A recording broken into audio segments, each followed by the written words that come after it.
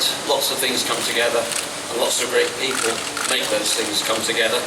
I'm delighted to be here, and for those of you who have any Irish ancestry, as I do, happy St. Patrick's Day today. Got one guy behind me. The World IAAF Indoor Championships are the most important World Athletics Series event taking place in athletics this year. In fact, actually the World Indoor Athletics Championships, with about 500 people, 140 odd countries, is the largest sporting event outside of the Olympic Games this year. The inaugural World Athletics Indoor Championships were in Indianapolis in 1987. In the decades since, the United States has hosted racewalk championships, they've hosted cross-country events, and of course the hugely successful World Junior Championships just 2 years ago in Eugene.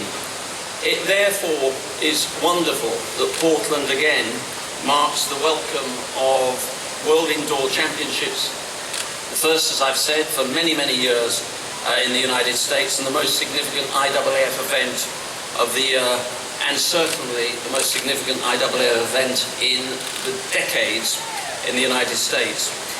The USA is historically the powerhouse of track and field when measured by overall participation and the extraordinary crop of medals your competitors have disappeared from championships with.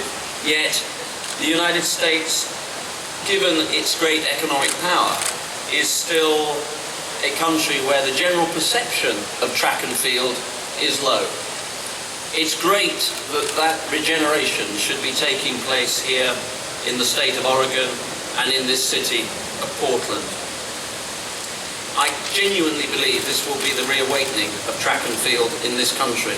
The World Indoor Athletics Championships, the World Junior Championships 2 years ago, and of course segueing nicely into the World Outdoor Championships in Eugene in 2021. The city of Portland has taken these championships, as we can see today, all too visibly in front of us, to its heart. The ability of sport to absorb a city, for the city to absorb athletics, is huge. Taking athletics to where people are, and not just simply believing that if you build it, they will come, has to be the blueprint for the future. Having medals being presented in this plaza over the next 3 or 4 days, the absorption of young people into that process is all part of the extraordinary program that we have set ourselves. It is also a great pleasure for me to be joined by the athletes, and in these parts, I guess Ashton and Brianne are the sort of closest thing we get to athletic royalty. I'm delighted that they're here today. We could not have better ambassadors for this event.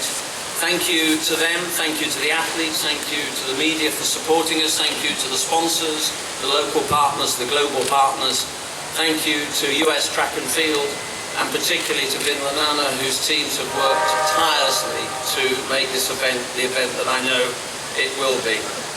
I'm delighted to be here. I know the IAAF is delighted to be here, and this, I think, is, for all sorts of reasons, a new and exciting chapter in the history of our sport. Thank you very much for being with us this morning.